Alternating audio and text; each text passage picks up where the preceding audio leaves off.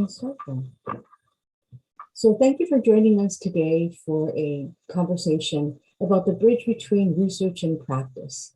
I'm very excited and happy that these wonderful panelists decided to join us.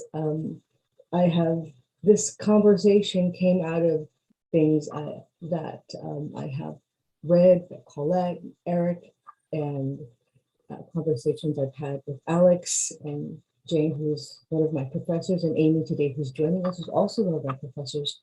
And I wanted to provide a deeper conversation into how research, activism, and policy are not intersecting, and why they essentially should be. So before I go any further, I'd like to introduce our panelists today. Joining us is Dr. Colette Ken. She's an associate dean for the academic affairs and research and faculty advancement at the educational and Department of Education, and associate professor in the International and Multicultural Education Department at the University of San Francisco. Dr. Alexander Stingel is a senior lecturer for sustainability and society in the School for Political Science and Sociology at the National University of Ireland in Galway. Dr. Jane Pack is a co-executive director at Refuge and Immigrant Transitions, RIT, and adjunct professor in the Masters in Migration Studies program at the University of San Francisco. Dr. Eric de Molinaire is the associate professor in the Education Department of Clark University. And also joining us remotely by video is Dr. Yuriko Otomo, and she is the director of the Global Research Network and a research associate at SOAS Law School, the University of London. So to give a little background, looking at there's been significant funding directed at research in the fields of social sciences. Yet there remains this disconnect between the ability of researchers to create impact in the communities that they work with and they work in, and in reaching policymakers. Researchers and the work they produce hold potential for public policy and for public policymakers and in increasing the public good. Today, this expert panel will discuss the gap that exists between research, policy, and practice, and seeks to answer how can research serve the public good, and how can research inform and shape policy. Lastly, we'll introduce a new rubric of measuring research impact to define and redefine the parameters of traditional research. So I'll begin with the first question. What role do you think academics and community members from diverse disciplines and backgrounds can contribute to a policy shift that is more reflective of the realities faced on a daily basis by the communities that you typically research and work in? And do you have a vision of what an inclusive policy space would look like? And I'm going to begin with Colette and end with Yuriko's video response. Did you want to start with the video response first? Or? No, I'll start with you, and then we'll end with the video response. Okay. First of all, thank you so much for inviting me to join this panel. It's always a pleasure to share space with Jane and Eric, and now I get to meet Alex, so really honored to be here. I also really appreciate this question of what role do you think academics might play in policy shift, and I think in some ways, the question that comes up before that for me is, who do we consider an academic? Who do we consider a scholar? What do we consider to be research? And what do we consider to be so-called legitimate outlets for knowledge construction, and how that's shared, right? And so the question, if the question remains that like the academy is this kind of privileged, cordoned off space, and who occupies that space are folks who who are, I want to use the word traditional, who traditionally occupied that space, but I'm going to say folks who have dominant identities, who already occupy spaces of power, then the knowledge that they're bringing to it and the questions that they're asking in their research and the ways that they want to share that research in, journals or in, common forms of dissemination of knowledge, then we're not really looking at policy that has the possibility of addressing the realities that the majority of folks face, right? And so what does it mean to rethink what research is, right? Could research be the YouTuber or the person on Facebook or the person on Twitter or the scholars who don't have access to these really privileged spaces, but are generating knowledge that we need in order to answer questions that are critically important at this time. And then I guess the second thing I'm thinking of, and I've been thinking on this anew because one of our colleagues, Danny Dominguez, brought up this notion of, kind of templates of domination. Is policy itself one of those templates, right? So if we're looking in very predictable places for change in, social change, maybe we're not going to get new imaginative outcomes. Maybe we're going to get the same old outcomes that we've had. And so I guess I also want to push back just a little bit on policy as our theory of action or change, that's what's going to drive it. So I'm thinking about who's an academic, what counts as legitimate knowledge construction, what counts as the dissemination of that, and why is policy the vehicle? Or is that the only vehicle, or can we imagine other vehicles? I think is interesting. And at the CRESEA conference, the Critical Race Studies and Education Conference, one of the scholars presented on street par, right? In thinking about who could be a researcher and how researchers who don't come from the academy are embedded in the context that are generating questions that matter. And so I guess I want to maybe open with maybe a little bit of a different framing, but of the same question that you're asking. Yeah, and this is why I felt it was so important to have all of you discussing this.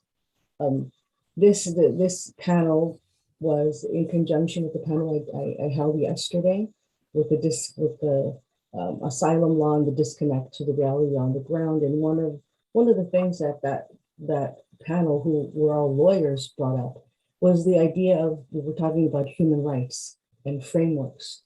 And Patricia, the British attorney, she said, we have to move beyond this framework. And how are we going to do this? And she suggested post-colonialism and looking at that as trying to construct a new framework. And that's why I asked you and Eric to then, discuss the framework that you've put together. So yes, rightfully so. I wanted to start talking about these different ways of looking at the construction of knowledge. What is policy? Who gets to write policy? Who gets to influence policy? Who gets to be the lawmakers and the lawgivers? With that, we'll turn to Dr. Pack. Yeah, thank you so much for having me here. I'm always in awe of Colette, and just being in that space with you just reminds me how much I miss IME, where I did and just to interrupt you quick, just briefly. Also, the role of the community activists, which typically are totally erased from research. Absolutely. So, gosh, the things I was thinking about when I saw this question was actually very much in conversation with what Colette said and what you said, Anissa. And I think perhaps maybe I can just respond or to add to what Colette just said in terms of whose knowledge is deemed legitimate, whose knowledge is included in these spaces. And the next panel I'm on, I'm going to unpack that a little bit more, because I think that is the question. Is like, when we face these questions, I too did what Colette did in taking sort of a deeper look in what is behind that question. What do we need to kind of include, create these more inclusive spaces? And there are all these frameworks we can use about humanizing spaces or this or that or what have you. But when we're trying to produce more equitable spaces, how do we see each other and welcome each other's knowledge as legitimate, right? So if we don't deem somebody else's knowledge as legitimate, we can have somebody in the conversations, but we may not be truly listening to them, incorporating what they have to say or contribute. So perhaps I'll leave that one there because I do unpack that a little bit more in the next panel. But the other thing that came to mind when I saw this question was about the disaggregation of our worlds, right? We live in this neoliberal world that's very much disaggregated, very much the case in academia itself.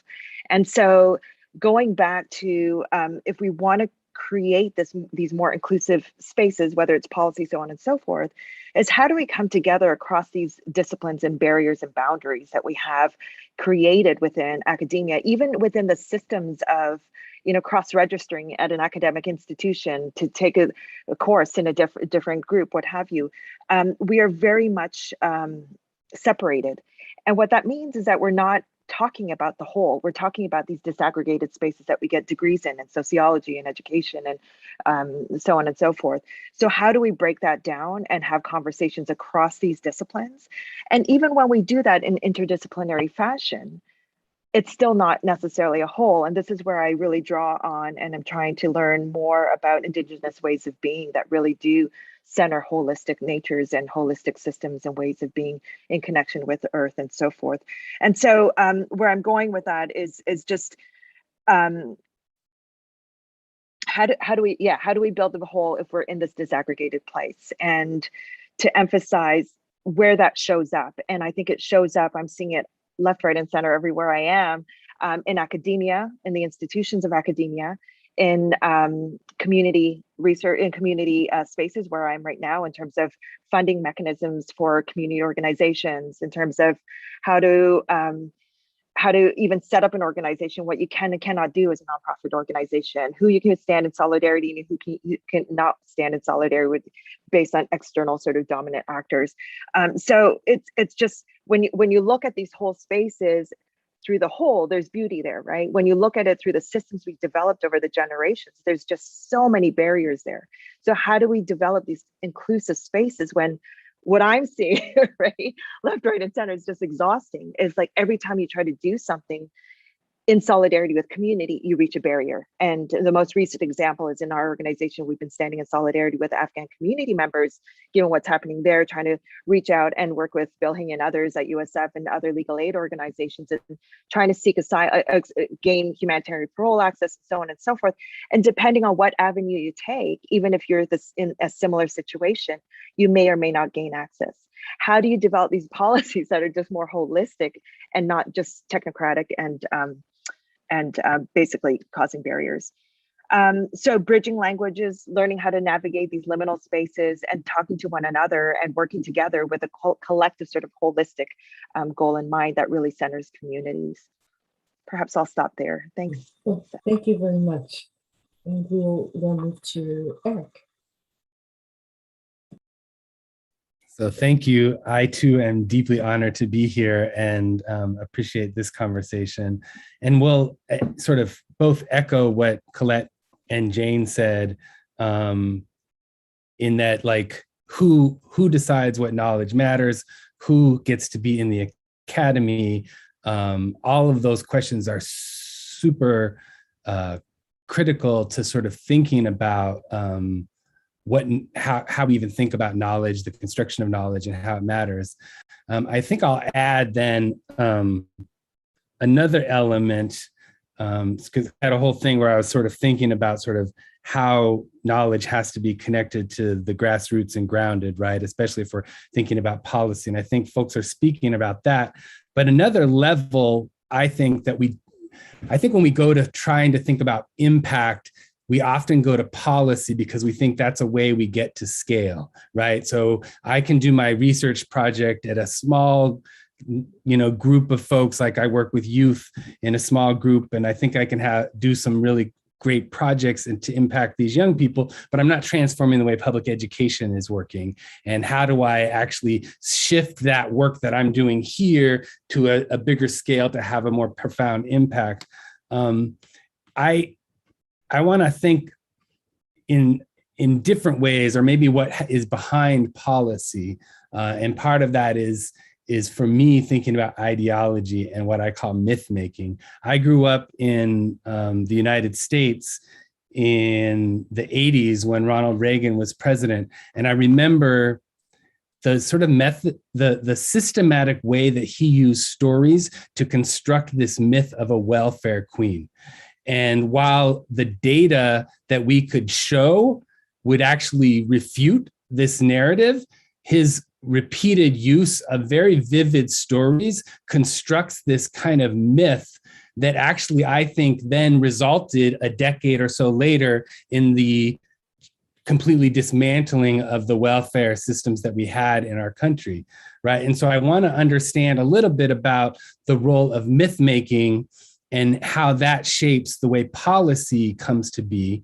And I think that for me, as we want to think about counter narratives, which I think is connected to what Colette was talking about, I think there's a way that this notion of counter storytelling that comes out of critical race theory is linked to sort of what I would call counter myth making or counter myth construction. And I think one of the things that I need to get better at, and I think would be better if folks in the academy thought about that, was how do we think about that work strategically, particularly because, and what was interesting is in the 1960s, the corporate world was not really interested in ideology and myth construction, and they suddenly got invested in it. The Koch brothers funded 28 different think tanks to actually construct myths. And so we're not operating in some sort of space. I think previously academics felt like, oh, we just produce and submit stuff to a journal and that'll somehow filter out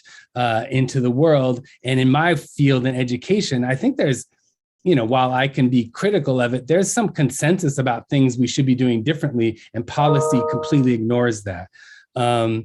And so for me, I think one of the things I think we need to think about is how do we use our work in communities in grassroots ways, and also use that to challenge or at least offer counter myth construction strategically. So that's one element that I'll add to that, which I think is a whole other, in a world of alternative facts where facts don't really seem to matter anymore. I think we need to think in these broader ideological tools as well. Okay, thank you. And that also kind of ties into the second question. But now we'll turn to Alex. Well, I probably cannot add more than just nuances to these three amazing people who have spoken before me. So when I read the question, and it started with academics and community activists, my first question, an immediate question, was to the nature of this "and", because very quickly it becomes an us and them construction, and from both sides, not just from the academic side, but sometimes also from the other side or from outside, right? And an us and them quickly becomes also an us versus them. There is a danger I have always seen, and it is not as academics or as community activists to just reproduce it, but also how people from the policy side often address both the academics and the activists and the community by coming and saying, oh, we hear this, for example, from the business people, that here is a resistance in the community to something, and the academics should help us overcome it, or help us understand it so we can overcome it. For example, to policies or biotechnologies or sustainability measures that are sometimes more greenwashing than actually green, right? We know all these examples like Red Plus, whatever. I think here what I would suggest is, how do we get from this us and them to a we? I think that is in my view, an important question, and that has to involve all sides. It is about community formation, about community building, in my view, and these are very, and I want to call them artisanal, crafty skills and tasks that the academics need to learn, that the community activists are a little bit better. But how communities function, break down, is something that the techniques of which academics sometimes understand far better than community activists, who rightly so, have to enter the situations with a lot of practical concerns as well as a lot of optimism also.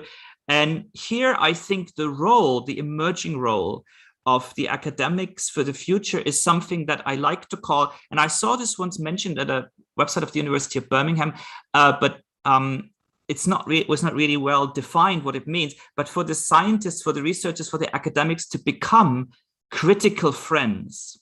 I like this term of the critical friend, and I like this idea of being more artisanal, which has a practical side to it, because a lot of what we do in research, how we create our research when we go into the so-called field, right? There's a lot of practical aspects to it that we often don't speak about, but there's a lot of practical knowledge that we need to implement. So we have a practical side in academia. We need to be artisanal and crafty, and we can also use art, we can use aesthetics, we can work with artists who often are wonderfully embedded in communities I work with. I work with some artists like Petra Meitz or Gaita Robillard on something we call the artisanal stance as part of research, already integrated into research and academic projects. The mention of the artisanal aspect is something that that's Boaventura de Sousa Santos, I think Portuguese sociologist has introduced, who works on the idea of epistemicide and epistemologies of the South. I think of these wonderful practical lively projects where academia crosses with activism, with community ideas and creation of communities in the work of people like Su Ming Ku or Françoise Vergès or the late Jeffrey Juris. So we have examples of people who've done this and who I greatly admire, and I'm pretty sure you do as well. And I think my fellow speakers themselves practice this already wonderfully and in such inspiring ways. So I think there are things happening which are about the creation of and we now need to figure out better how to do this, including also the policy people, not putting us and the academics and the community activists versus the policymakers or the business community, etc. But how do we create a more encompassing we? That, I think, is for me the way forward in this. Thank you for that. And I will now share my screen and we will listen to the recording that Yuriko has sent us. And please let me know if you can hear it.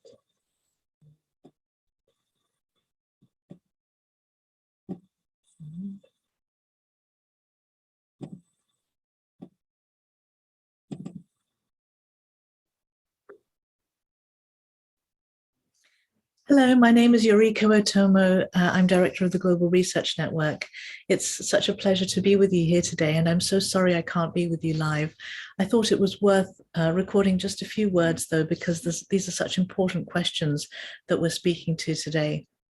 So thank you to Anissa for inviting me, and I hope you all enjoy the event. So the first question we've been asked is how academics can contribute to policy in a more inclusive way.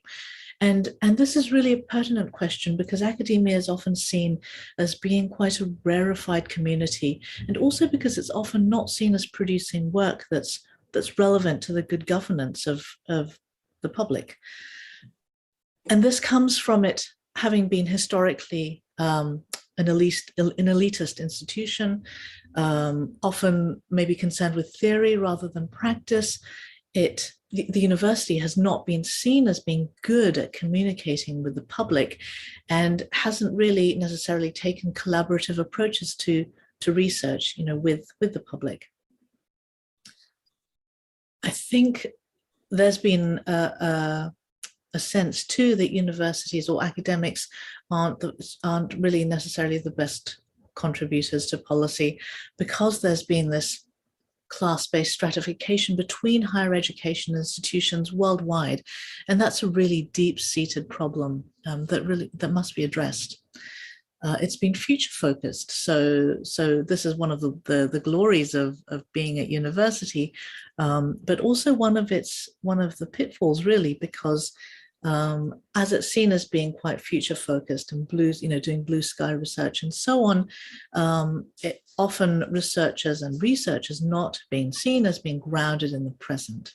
This may be more so in the humanities rather than for the sciences, but this is a perception, I think, that's shared by many in the community. And it's a pity because academia has so much to contribute, and it's indeed under an obligation, particularly, although diminishing, as we're supported by public funding. So it's under an obligation to support the whole community rather than an elite few.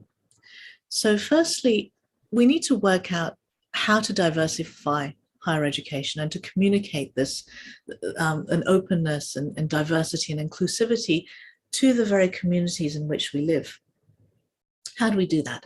So there are lots of practical measures we can take. We can level the playing field for entry more so than we currently do. So at the moment, you know, we might have activities like going out to high schools to give talks and so on. I think there's a lot more that we could potentially be doing. Universities could be giving more support to students from disadvantaged backgrounds once they're in university. And I know that there is a crisis of funding across higher education all over the world, but this sort of support can be take place in the form of mentoring, for example, or creating peer support groups. There are other ways that we could facilitate this. Universities could encourage a more diverse range of applications for research careers and providing proper financial support. And this is critical, I think. This is where funding, what little funding there is left, should be channeled into, because there is rapidly diminishing funding for people doing PhDs, for instance, top-up funding for PhD students. And it's vital because there is such a high attrition rate among those who don't have family support behind them. This is the case not only for PhD students, but those finishing a research degree where they're often in limbo if they haven't already teed up a research career, which is the vast majority of students because of the state that higher education is in at the moment. So if they're not already connected, or if they're not already in another job, they have to be then go back to being supported by their families or by seeking a career elsewhere. And sadly, it is often a case where it's the wealthiest students who can last that distance and cover that gap who end up being in a position of being able to enter a research career proper. I mean, it's not sad for them, but it is sad for the diversification of higher education. There are more things that universities could do. So highlighting the achievements of those from minority backgrounds, you know, making a real effort to celebrate and publicize the work of those who are from traditionally less visible orientations. Universities could be connecting researchers in the global south to the global north rather than sticking to their comfort zone of the small network that they have built, you know, with other universities that are geographically, financially close to them. And again, connecting poorer institutions with wealthier institutions is absolutely vital. I think universities, wealthy universities, have this real moral obligation to be reaching out to universities in the global south to offer financial support and also support knowledge, not just knowledge transfer, but very practical support in terms of access to information. I know this is taking place through you know, initiatives like open access, but often universities in the global south simply don't have things like library books in physical copy. They may not be able to offer, they may not be able to afford copyright. They may not have enough computers to have access. They may not have fast enough internet access, etc., etc., etc.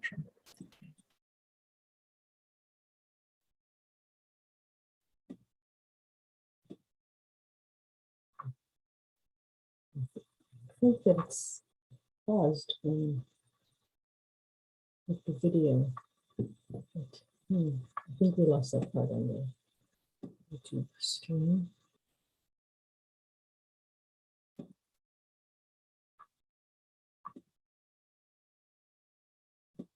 YouTube really is being a nuisance.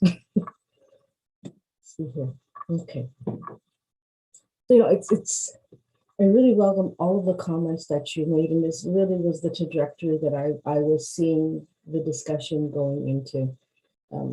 Last year, I had a book talk with a theorist named Julian Go, and I know Alexander knows him, and I think he was instrumental in having the publishing of the book, so he's familiar with it as well.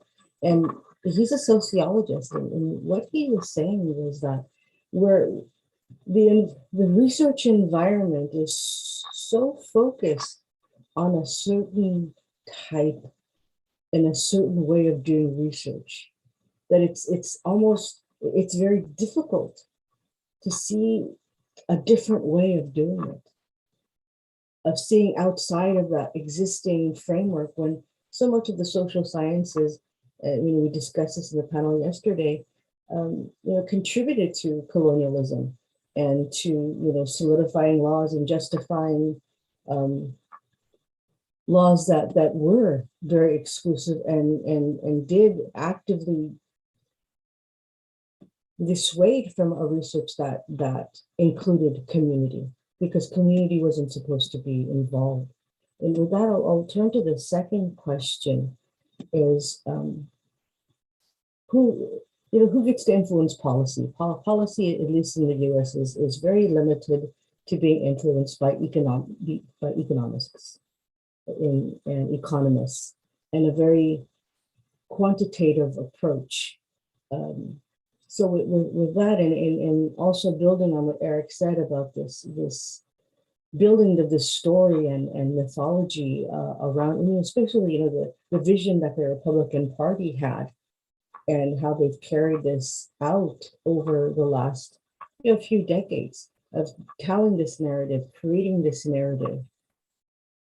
How can we, what type of methodologies or theoretical perspectives can a researcher or a community group, or together, as Alex suggested, and as Colette and Eric often do, and also Jane, how can these, what types of methodologies and theories can be used to construct and reconceptualize how research is done, how policy can be approached?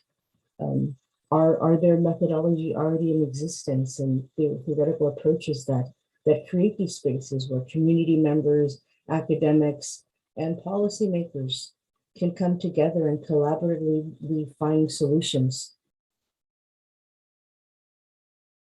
So I will turn to Jane first to answer this question. Thanks, Anissa, for the question. I promise I will answer some of it, but I do want to do that unraveling a little bit first. In terms of, again, I think we're faced with a similar question here, which is whose knowledge is deemed legitimate? And again, I will name neoliberalism in really kind of putting up the quantitative over the qualitative, the disaggregated over the non-disaggregated, the measurable versus the non-measurable. And I think that is really problematic.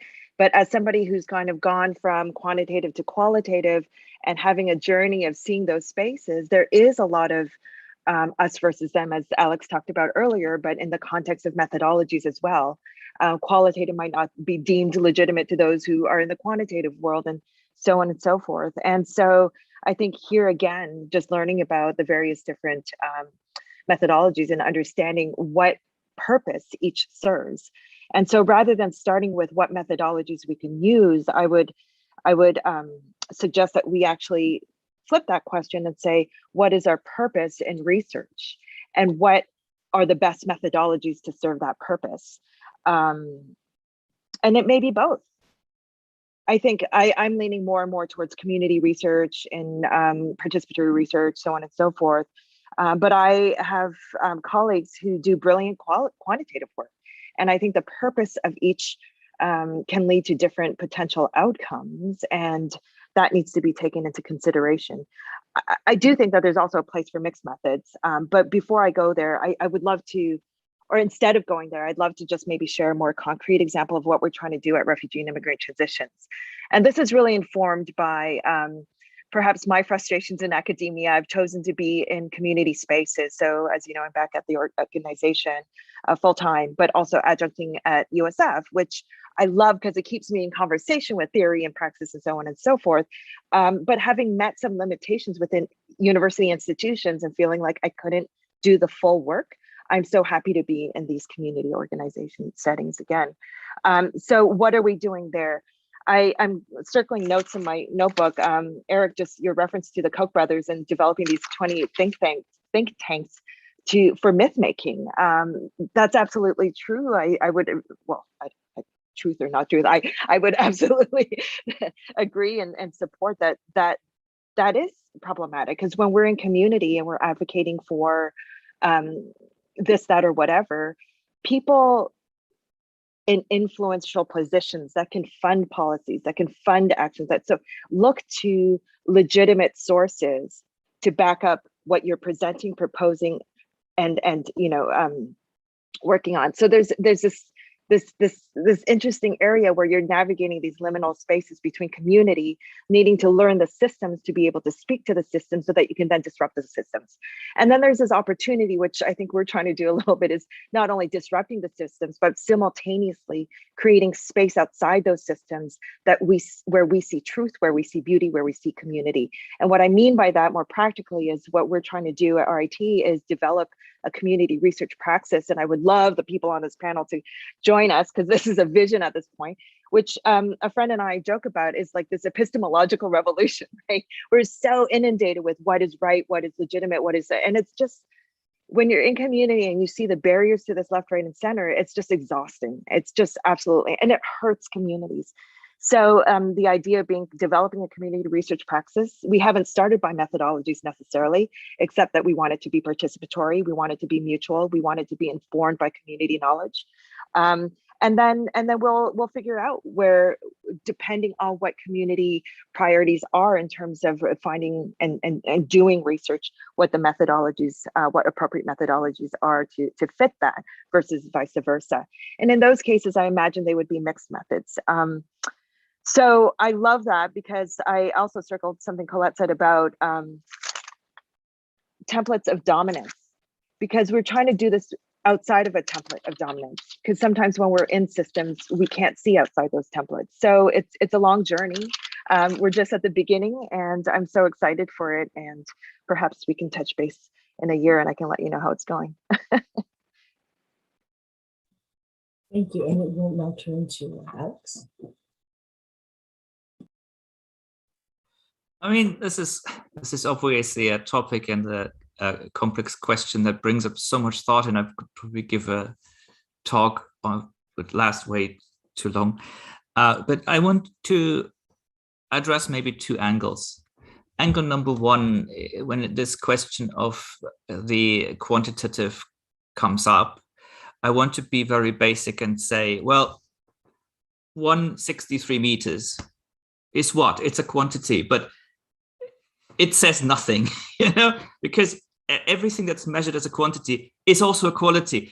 I have to say, is it a length or is it a height? And the more complex the issue, the more complex the question, the more important it is that we're clear on what quality is it that we're actually measuring quantitatively, which is why I always find this approach of, oh, it has to be quantitative, a little bit funny and ridiculous, because we need to be sure what is it that we're actually measuring, and how does it then gain meaning in the context we're measuring it in, and to what purpose we are actually measuring it, to what purpose are we producing these numbers. The second part is, and that harks back to the very, very beginning and Colette's entry point, what knowledge is legitimate. And I've been thinking about all these wonderful papers from post-colonial, decolonial, and science studies, feminist science studies, that talk about, for example, epistemologies of First Nation people who have their own systematicities of, often for centuries and millennia, of living in the world in systematic ways. They're not a scientific system, but that doesn't mean they're not systematic in a sense. But people are dealing with them and addressing them from the Western scientific point of view as if they are completely arbitrary, and that is absolute nonsense. It's just that you don't understand the epistemological systematicity behind it, and you're not making the effort to. That is a huge issue, to make an effort to first understand before you say it's wrong. And usually the experiences and the systematicity of First Nation people, Indigenous people, are not wrong. They're just different, right? So that is, for me, the second point of this. And it comes together in this question: once we deal and work with communities, how do we, in a sense, measure the impact we have? Because that is what policymakers very often ask. From the UK forward, you get these questions of impact as an integral part in research funding, right? So you have to explain how your research impacts everything. That has become very important in US research funding, and from there forward, then from UK to US, the rest of the world. To the point that even if you do something like, oh, I work with some people in the community, or I create an art exhibition on this topic, you have to include an impact study. And what is an impact study? Very often it's like, well, we've had a little exhibition and we measured how many people came and watched it. But that's not impact. You know, it's a measurement of something, but it's not impact. You're just measuring how many people came and saw it, but you're not talking to them, what it means to them, what it does to them, if it changed their views, if there's something practical. And that is where you need to be more, surprise, surprise, systematic. So learn from people who are making the experiences, who have in their collective memory experience with an ecology, with a topic, with a situation, with a location, with a culture, etc., and think about what impact means. Not just have a policy-friendly measurement of how many people saw it, right? And that brings us back to, what is it we're measuring? What kind of quality are we measuring? And how can we do so systematically to make it meaningful? Why? Because communities are generated around meaningfulness. We is something that is created around meaningfulness, and that is how the we itself becomes meaningful. It might sound a little bit esoteric, but actually it's quite practical if you think about it. Thank you. Unfortunately, I'm not going to be able to play Yuriko's other video clip. It seems when I turn it on, it turns off YouTube. So I invited Yuriko as the director of the Global Research Network to this particular panel because the vision she has for the Global Research Network and our think tank program that I coordinate has to do with all of these topics we're talking about today. How do you build communities around researchers, and bring in researchers and bring in activists? And also at the same time, how do you work with policymakers? Because a function of think tank programs is to influence policy. And for me, policy is very much about how an expression of how we want our world to look like. And as the GRN, we work with scholars all over the world, interdisciplinary, because it's a systemic problem. It has nothing to do with really, yes, it does with location, but it's a system that needs to be examined as a system. And really, it's a post-colonial system that has deep roots in patriarchy, racism, exclusion. And one of the things that we're going to be starting in January is starting a think tank dedicated and run by Indigenous peoples, because they offer a very different vision. And I don't like the word alternative. It's somehow it's strange or bizarre. It's a different perspective. And this is why what Julian Go offered as, perspectival approaches, and looking at research from an Indigenous perspective. So that's kind of what the GRN is doing and what we want to accomplish. And I haven't seen an Indigenous think tank addressing Indigenous issues that's run by Indigenous scholars, because I don't think we can just have a think tank and say it's Indigenous, but then there's not any Indigenous scholars researchers as part of that. So I don't know if either Colette or Eric want to answer this question, or if you want to, because in a lot of ways you are going to answer this in the next question, where we focus on your particular book and really offering it as a beginning, a foundation of addressing these questions and these challenges that we're facing. So do you want to move to the next question, or do you want to address this a little bit? Can I jump in? Sure, Uninvited. sure. Go for it. I just heard what you said, and I'm just thinking, well, is even a think tank a structure, a system, a template? Who is defining what this might look like? If it's with Indigenous communities, where are their voices in the formation? Might they be doing something similar but in different ways and moving a different? Yeah. And that's why they run it. It's essentially our think tank programs. The program leads, they run it. We support them. And that's essentially what it is. And so Indigenous scholars themselves. Yes. Mm-hmm. Yeah. Yeah. And they'd be connected to their communities, and that's what kind of been reaching out to different scholars to gauge interest. Senior scholars, and also PhD students who will serve as junior fellows. Yeah, I often think about this top-down, bottom-up model. You know, I was trained, my first graduate degree was an MBA. So it was like, you do your strategy, you set it forth, and you execute, right? But really seeing in space is how we need grounded theories, things really just birthed from communities. And so when we come top-down or side to, you know, from these dominant frames, how are we pre-defining, pre-creating limitation structure systems to other ways of being. So yeah, no, curious how that goes. I'm working with a dear friend who you met in last year's class. She's one of only two full professors of communications in the United States who's native, two native in the entire United States, and starting to do some work with her about decolonization and so forth, and just kind of working through those spaces and observing as she's bumping into like these systems as well. It's like, how do you create systems that aren't preset? Yeah, that was repetitive. Sorry, I'll turn myself off. Thank you for that. It's always, it's always a consideration, and that's why we really do try to focus on bringing scholars who are working within their own communities. And think tanks do have a structure, but it's very hard to move out of a structure when you haven't created a structure, a new structure yet.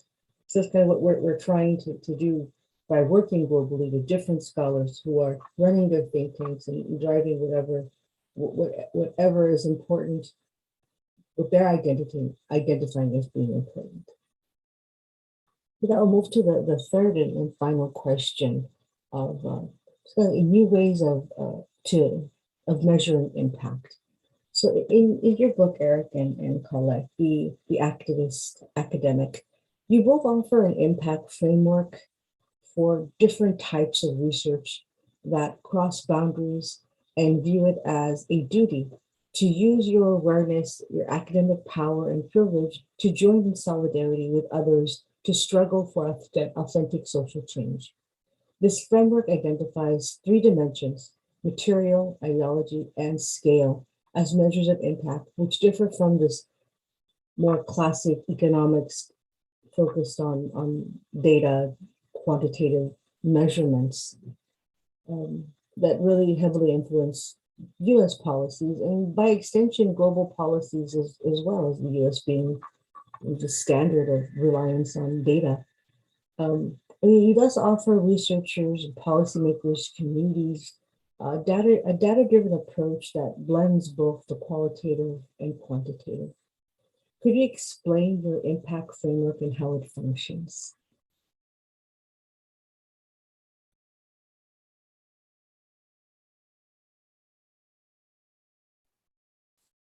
I'll let you go first, Colette. Okay. Happy to go first. I'm in my head just a little bit around the term impact, because I'm thinking about what Alex said around impact. I'm thinking about, education production function. Angus Levy and Card just got the Nobel Peace Prize, and a lot of their work is around this question of impact with a certain number of materials or resources inputted. What is the impact on student learning? And then I'm also thinking about how you're defining it within the context of what you term impact framework. No, So I hear you. Yeah. Totally getting there. Yes, 100%. But I'm just explaining kind of a little bit why I'm in my head about it. I'm also thinking about impact score when we, are writing our articles. And so I'm Eric, don't be mad, but I'm like, we need to rewrite that chapter. Just the word impact is just hitting me wrong today.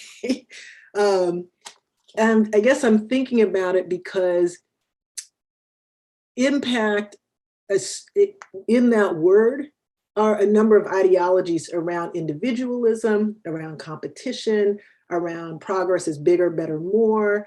A lot of what Tim McCune puts under white supremacist culture, which those structures contributed to colonization, anti-Black racism in the manifestation of an enslavement economy. And so that word impact in and of itself is particularly harmful, and I regret our use of it.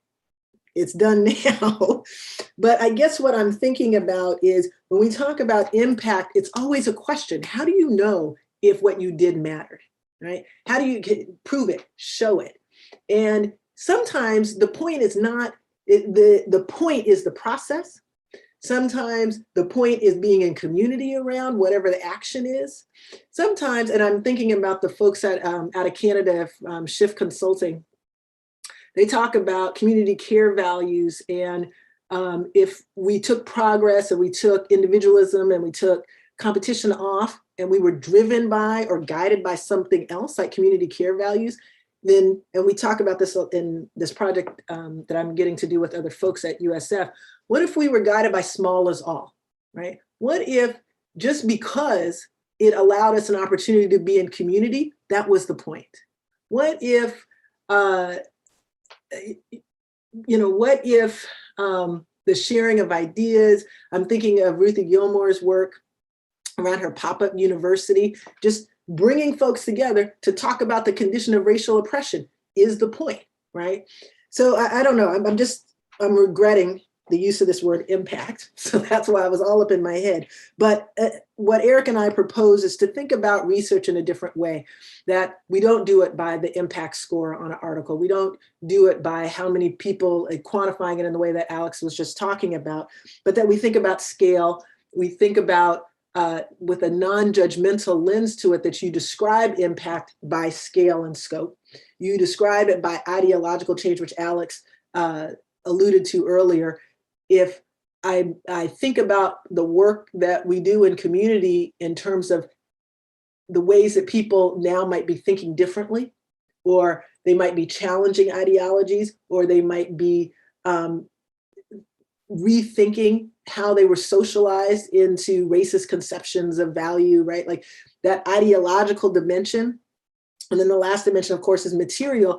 It can't just simply be about people changing the ways that they think, but, and I think Jean-Pierre's work out of IME, Jane, I know you're familiar with it, the young people that he worked with in his doctoral research was this, the young people were like, I hear what you're saying, and I think what you're saying is important, and I need food, I need housing, right? I need like actual material change. You can be all up here, but, in kind of this heady academic way, but if my material reality doesn't change, then I'm not really sure what's going on. So, that's the framework that we wanted to offer, is for people to think about this term impact in a way that acknowledged the need for material change, ideological change, and also to kind of think about scale in different ways. And then I guess the last thing, I'm going to just riff just a little bit. I want to go back to the quantitative piece, because I was talking about this with scholar David Berg the other day. I don't know if we want to put quantitative research in conflict with qualitative research. And I'm thinking here today, just because it's research that I love, Thomas D. out of Stanford did an ed production function to think about what is the relationship, what is the impact of having teachers of color. And of course, as you might imagine, that quantitative research showed that for students of color, it matters a lot. The production of education is the quantity of that's going to increase. More learning is going to happen. And for white students, it was at least as good as if they had white teachers, if not better, right? So everybody's going to at least stay the same, but likely go up if they are taught by teachers of color. So why does this matter? That the impact of racial identity, the impact of what teachers of color bring to the classroom, that could lead to a policy change, which, Anissa, you're talking about as like policy might be the best reflection of what our hopes are going forward. And so if we had the imagination and the bravery to say, you know what, everybody is served if we decimate the white teaching force, which is over 80% white and white women in particular, and we dreamed in a different reality, then quantitative research actually has an impact, right? Like it has an impact in a way that is righteous and socially just and liberatory, and we just have to listen to it. And so I guess I want to say that quantitative research, when we think about quant crit, or we think about queering quantitative methods, or we think about indigenous approaches to quantitative research, right? That it's not necessarily the methodology is a tool, right? Like methodology is theory driving your research choices. It depends on what the theory is that's driving it, and kind of it's going back to what Jane said, and I also heard Alex echo, what is the purpose of the research? And Jane really hitting home, picking the methodology that helps you pursue that purpose, and that doesn't necessarily mean that quantitative is off the table. So I also just wanted to circle back to that just a little bit. And Eric. All right, thanks. I'm not sure I'm going to go with you and say that we need to rewrite the chapter completely, but for me, like I guess I want to think about the origins of where it came from, right? When I was in grad school, I remember being like, I need to decolonize the research process. I need to do research that's consistent with PAR, with participatory action research. And I need to and so I was so caught up in the process, right? At the end of the day, as I look back on my research, I was like, I don't think it mattered at all in the lives of the young people in the school where I was doing this research. And I remember one time being at the National Education Conference, AERA, and I think somebody said there was like 13,000 researchers from around the globe there. And somebody said, like, if a bomb dropped on the city and we were all killed, would there be a noticeable difference in the experience and the lives of kids in schools, right? Like, are we doing work that actually matters? And I got really cynical. And so maybe a little bit of this chapter emerged out of conversations like that and thinking about and so maybe the question is not, because impact can be read in all kinds of ways, but does our research matter? And so I think we first started thinking about that and thinking does it matter in the material reality of people's lives? And then we sort of were like, well, but it can't just be material because we're in education, and education is all about ideas and ideologies and the ways people think and believe, and those beliefs matter. So, and then we started thinking about, well, how do we actually start to think about doing research that matters? And I think, and going back to what I said earlier about sort of ideologies shaping myths that shape policy, I think the ideological, the theorizing can matter too, but it often doesn't, right? And so how do we develop that reflexive, and I feel like, I want to pay homage to all of my colleagues who write about participatory action research and YPAR and think about the process, right, of how to decolonize it. Because to me, we weren't critiquing that, we were actually affirming and building on that, but also saying we can't only reflect on the process, we also have to reflect on the outcomes, right, and what we're what we're accomplishing, and also what we're accomplishing with the communities we're working alongside with as being in community. And I think what Colette's getting at as well is like, how do we not just think about impact or research that matters by policy shifts or the change in what happens to kids in the schools that we're working in or whatever, but also like, how is our process humanizing or not? How is it humanizing for the people we're working alongside? How is it humanizing for us? How is the academy? How do we, so I think on every level we need to think about, and so maybe it is a call to actually really reimagine what we even mean by impact, right? And what does it mean to do research that's decolonizing, but it also is humanizing at the same time, right? So not only what we don't want to do, but also what are we doing and how is it mattering in the lives of human beings? And then, but I also am worried because we put a graph, and then I always think people take the graph and are like, okay, how do I quantitatively measure my impact? Which for us, it was just a tool to be reflexive, right? And so I at least value the tool because it keeps me also really humble and recognizing that as I thought about my own work, how much I have to grow and get better. Every time I invite you to speak, it's just so refreshing to see how reflective both of you are in the work that you've done, in that this constant striving and admitting that you don't know everything, which, researchers, typical academics, I know everything. You literally just say, I don't know everything, things can be improved. I do want to let you know that I do use your impact scale in my work. I mean, in my real life work with refugees, I work for IRC, and we design our programs that I do based on your book. We take the time to ask the cohorts that we have, like, is this helping you in any way? Can we improve it? What would you like to see done? What would you like to see done differently? And dealing with people that may have almost no literacy levels, to come into a classroom to learn how to use technology, and to humanize that for them, for them to gain the confidence to be able to speak and to provide us back the information that we would like this to be done this way, or this isn't helping, or this is helping. And also to look in the material from a real policy impact side. We also work with the city of San Diego, where I bring in many of the concepts that you talk about.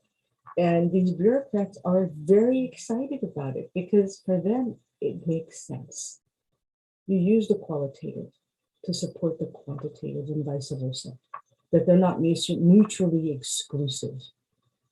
And that's where I really found the power and the potential for what you propose, because policymakers are, especially low level, middle management policymakers, are looking for a framework. They really do want to improve the material lives of people, but how do they do that when they're not taught how to do that? So in this small little way, you're making an impact in San Diego, and then also with the national initiatives for, thinking about Wi-Fi connection. We are giving New Americans computers, but now looking at Wi-Fi as essential infrastructure. We're giving them these devices. We're expecting them, not just the place I work for, but government agencies, to be able to get online. They can't just use their phones. But also thinking about, yes, the material needs. They can't just use their data plans. How can we find ways for them to get free phone service, free Wi-Fi service that's not going to infringe upon their privacy? I don't know if Alex or Jane would like to jump on into this conversation and add any comments. You're more than welcome.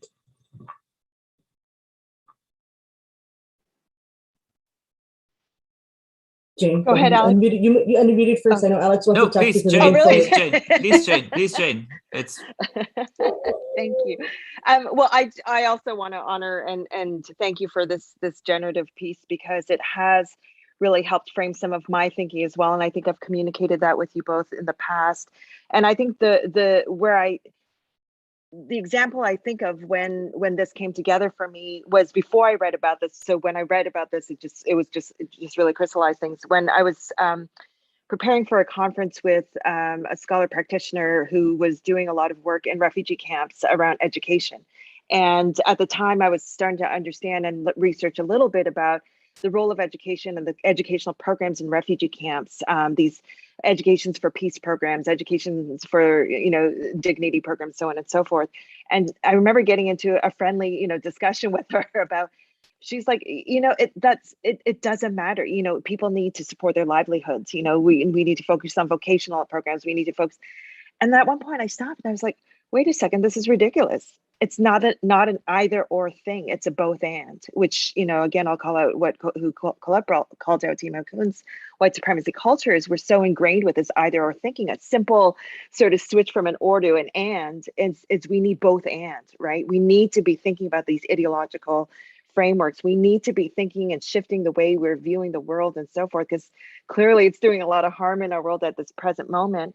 And we need to be very, very attuned to material things. And I absolutely support the idea of process and how important that is. And I think about that even in sort of the academy, right? Like just high tuition rates and like how are we treating in people, students, faculty, staff, so on and so forth, in ways that are humanizing when we're in an institution that practices social justice. Like how do we infuse our beliefs like in all these spaces and also have space for rich dialogue and disagreement. So I just wanted to thank you both so much for that generative piece. And I think where that leads me to is back to, I guess, one of my earlier comments about the whole, right? Like if we're going to think about whole beings, whole selves, whole communities, it is being whole. And yeah, so thank you so much for that. And I'd love to be a fly on the wall as you're having your next conversation about this.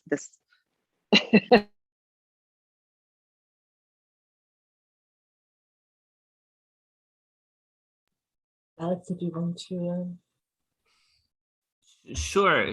I just would have loved to have had your book around when I was writing my last book, Care, Power, Information, because what you talk about impact and now, Colette, where you bring in the negative side of impact, I was thinking about or talking about relevance, about economies of relevance. And the flip side to relevance is what happens to that which is considered not relevant. And that falls into this very coloniality view of what is disposable. What is disposable, what is constructed as, killable, destroyable, etc., to evoke Enrique Dussel, Maria Lugones, and these kinds of thinkers. It really gets disposed, right? Even when it is like we talk about giving rights to nature, we've had instances in history where people were set free and given rights, but that did not effectively change it despite having rights. They were, as a people, thought of as disposable by the people who previously made them suffer, suppressed them, committed violence against them. And that has effectively not really changed, right? This notion of disposability is still in the world. There's still living beings. There is still human beings in this world that are treated as disposable. And what is the antidote? I think it is this creating different kinds of we. It is this coming together of communities, community activists and scholars and academics to do a specific kind of work, which I consider an infrastructure, the real infrastructure, right? Which is knowledge and cultural labor. That was what I was trying to do in my book, Care, Power, Information, to say, like, what is a different kind of academia, what is a different kind of activism, a different kind of creating a we that builds on this kind of infrastructural thinking against this history of disposability. And if I had your book, I would have probably been able to do this a little bit more systematically, a little bit better. But I didn't have it, so I feel like it was just theoretical musings that led to an invitation to a different kind of scholarship, which I called a bit cheekily blues scholarship, to evoke the blue color and the blues as well against what I call then white collar academia. But I think, yes, there is something that you evoke is that impact, all of these concepts have different dimensions, and it is about a conversation we need to have together. Which of these dimensions matter? It's not about the word, maybe, it's about which dimensions of impact matter, which dimensions of relevance matter. And that is how we make impact meaningful together with one another, where that other comes with a capital O, where it does not matter that you are white collar academia, blue collar academia, this kind of discipline, that kind of discipline, community or academia, but we're all one and other, and together with one another, we create meaningful things. I'm glad you brought that up, because I was hoping we were going to have time to get a little bit to your concepts of white collar and blue collar scholarship. So could you kind of expand on that a bit?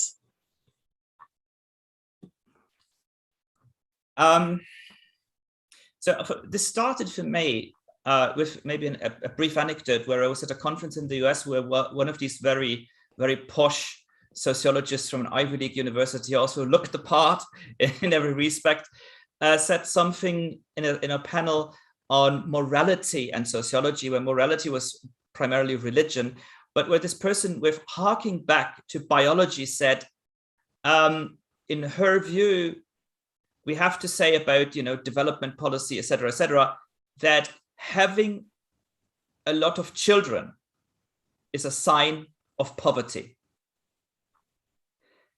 And nobody in the audience or anybody else from the panel was thinking much about that. And I thought, like, my God, what a horrible colonial and absolutely disregardful thing to say, right, from this person. And there was people I knew in the audience who worked at community colleges and who worked with, a development in scare quotes projects and so on. And nobody thought anything of it because this person was an Ivy League person. And I was thinking about this kind of worship. And I know people who work at Yale and Princeton, people like Ruha Benjamin, for example, who are not like that, even though they work at these institutions. So I thought it can't be the institution. It has to be a kind of attitude. Right? So you get people who work at community colleges and who revere this kind of Harvard culture, whereas you get people who work at Harvard or Yale or Princeton who think it's despicable, that not that what these institutions offer, but how they operate more as neoliberal business centers than as centers of education and community and scholarship and activism. So I was thinking more about this attitude, and this attitude of revering a specific kind of academia. That was what I considered to be white collar academia in the beginning. That academia that dictates what is relevant and how things are to be made relevant and to be considered relevant. For example, by being measured in well-established quantitative ways. Only then are they relevant, if they can hit a certain measure or a certain scale. And I wanted to see, how could we create an invitation? Because I didn't want to define what blue scholarship is. I wanted to create an invitation to come together. Right? And that was why blue scholarship for me was this kind of infrastructure that is cultural and knowledge labor, regardless where it happens. It can be, for example, a musician just as well as a community college teacher, just as well as a researcher at Harvard, right? It's about a specific kind of understanding what we're doing together here, right? It has to do with working very artisanally on it, like really go into the basics of the foundations of the methodology that we create together, right? As well as this idea of the blues that Lewis Gordon, a great philosopher and Black extensionist philosopher, discusses in terms of this important question, who can actually play and experience the blues? Because I had to understand that from my positionality as a white male European person, there are a lot of things that I cannot know what they are like. I do not know what it is to be a Black man or woman, a Jewish man, a Jewish woman, a transgender person, a person in a wheelchair. I do not know. I can do my best to understand as well, but I will never know what it is, right? And in the blues, there is a specific kind of suffering where the music comes from. And what Lewis Gordon has tried to teach us, as has many others, of course, is that it comes from a very specific place. It comes from a place where Black people created music out of a specific kind of suffering that I can never know, but I do know suffering, and we can communicate together about the suffering. And blues is a form of expression in which we can do this.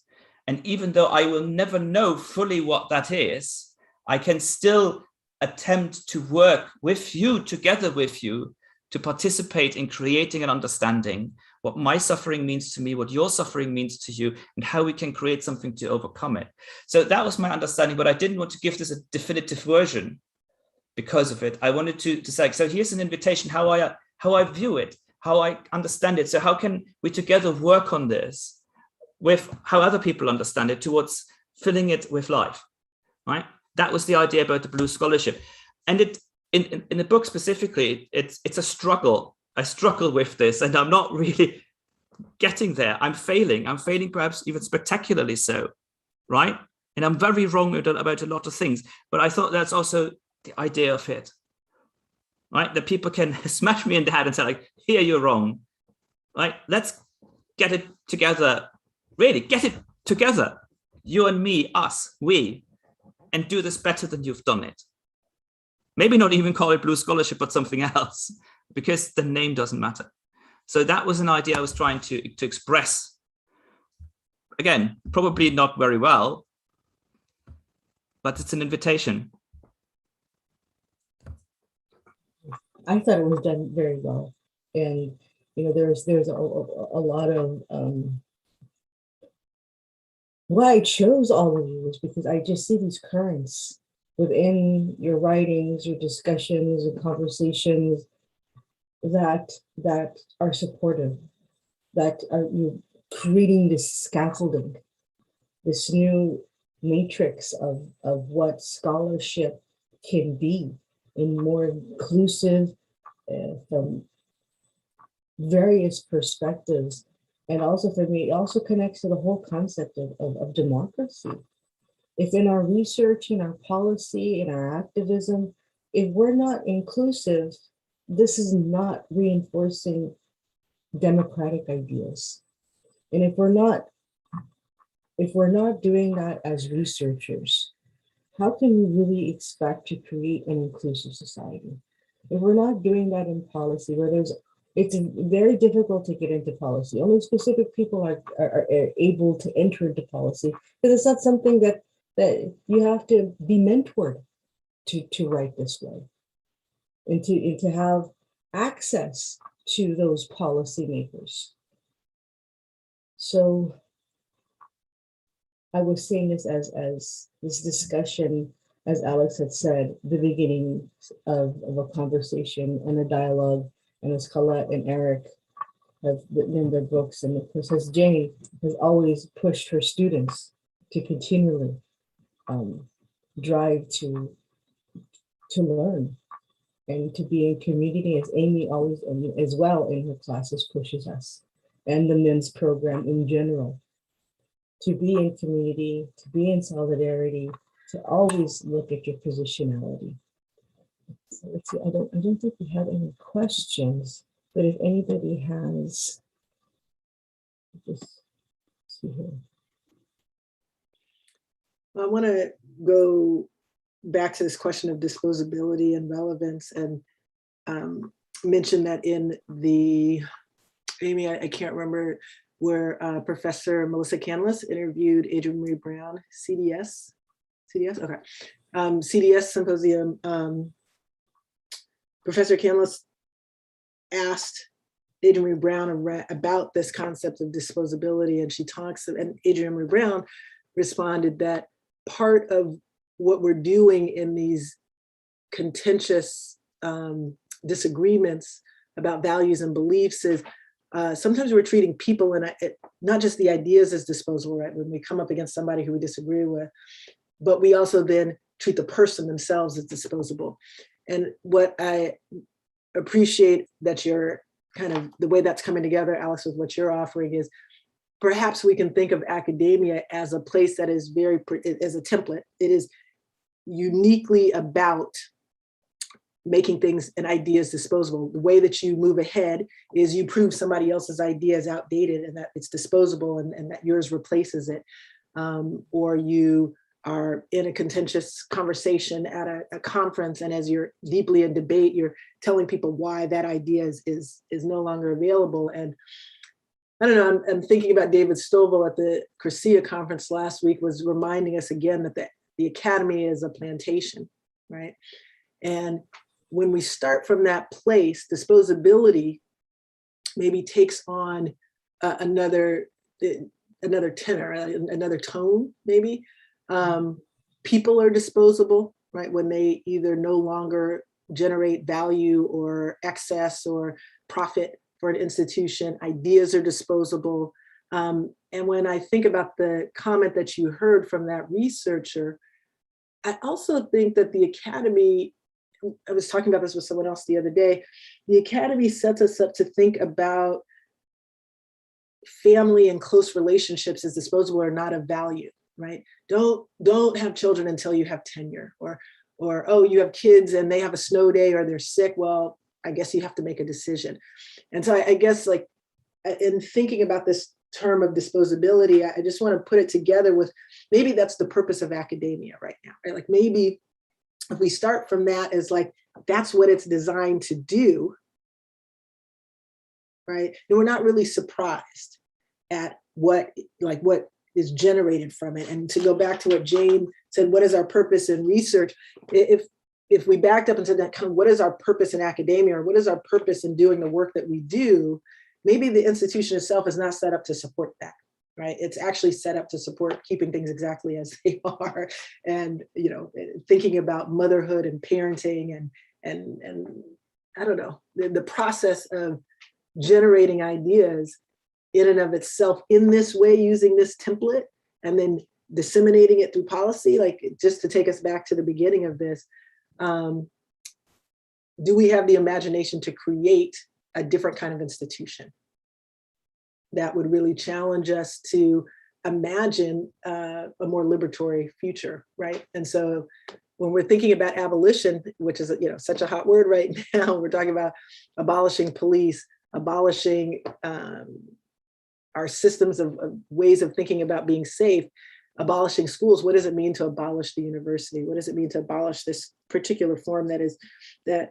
perpetrates so much harm when it deems people disposable, right, or irrelevant, or particular ways of being in the institution as not being valid?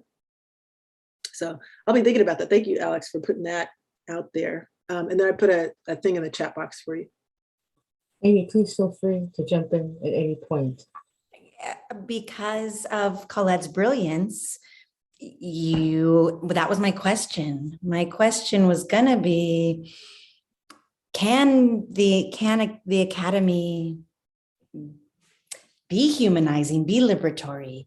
Because the way that it disposes not only of people and values, but also, the way Jane and I'm all over the place, but Jane and I always talk about this.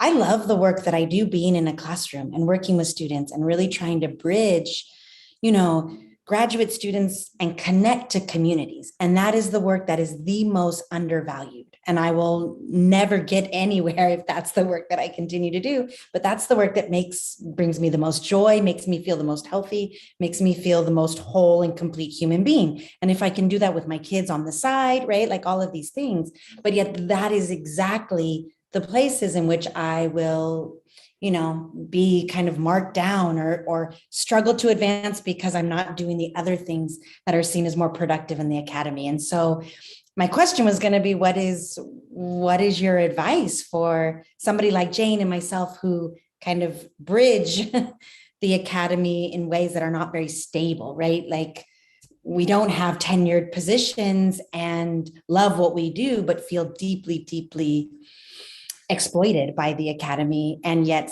this pull, and I mean, yeah, so Colette, you kind of spoke to that, but I just wondered your advice for somebody like myself, since we're here and I got to sit in on this brilliant panel and listen to all of you. So I know you're not asking me per se, but I do have a really strong opinion about this. I'm gonna just throw it out there. I feel like people who have power, who have tenure positions, sometimes can get a little carried away and are like, fuck the system, burn it down, and like all of that.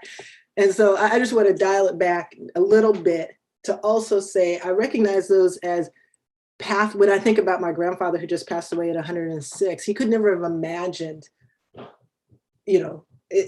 my first job, I hadn't even heard of the college, and he was like, "Oh, that's such a like he couldn't imagine Black people in that space, right?" And I think about, Black youth who are like, "You're what? You do what?" In those conversations, and so, and I also recognize the things that you mentioned, stability and healthcare is in there, regular paycheck is in there, like all of that is in there. And so I don't want to be, only somebody who has that can say, fuck it, kind of a thing. And so I don't want to say that. And I also really, really have loved a number of the talks that Adrienne Marie Brown has given. And I remember when she came to an institution I was at, and she was like, we are taught to be fearful of not having that form of stability in that particular format, right? And that our goal is to pursue these things that white supremacy and patriarchal systems have told us are things that we value. And then we work towards them in ways that harm us, like deeply inside, right? As we internalize white supremacist culture in particular. And so she was like, how part of being able to be in that in between space that you are naming, that you and Jane are in, is, kind of calling a lie, right? That's not actually a place that we should fear, but might actually be a place that we strive for, right? That might actually be a liberatory, a space where we find freedom. And so, I don't know. I feel passionate about it. And I also recognize that maybe I'm wishing for something because the grass is greener, or because I do have a stability. So I hear you, and I don't have an answer for it. But I just wanted to say that those two things are, I don't know, things that I think about a lot. That's something I also think about, and people ask me, so, you want to get a PhD, what are you going to do? And, I went to community college before coming to MIMS. I had to go back to school because my degree was too old and blah, blah, blah. So there were a lot of doctors teaching at community college. So many doctors. Why? They said it was a better gig. If you could get tenure, you had better health care, better pay, and a kinder environment than you would at a university. And so even for me thinking, I'm like, well, I don't really want to be a professor. I don't know. I just what I see and other emerging scholars that are much younger than me too. I mean, I don't want to dissuade them. But I tell them, I say, I went to Stanford and USF. Stanford was horrible. As a graduate student, I wouldn't ever think to apply to Harvard or Yale. I don't want to put myself in that type of environment where, potential abuse and condescension. And that also was just kind of this impetus for this conversation too. How can we create these spaces where there's kindness? And it's kind of like where GRN, one of the one of the founding ideas of the GRN that Eureka put out there was kindness, which is absolutely radical for an academic setting, just to be kind to each other. So I don't know if anybody else would like to, we have probably some time left. If anybody wants to respond to this, their ideas, their take on this. I know it's something Alex and I have talked about before. I'll I'd just love say to say a one. couple things and then, oh, sorry, go ahead, Eric.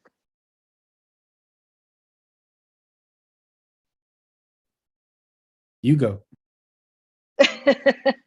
No, you go. I feel like we don't know each other well enough to get into a you go fight. But I think just maybe a couple of comments as I'm thinking about like the last few speakers and just Alex, your comment about relevancy, that sat with me as well.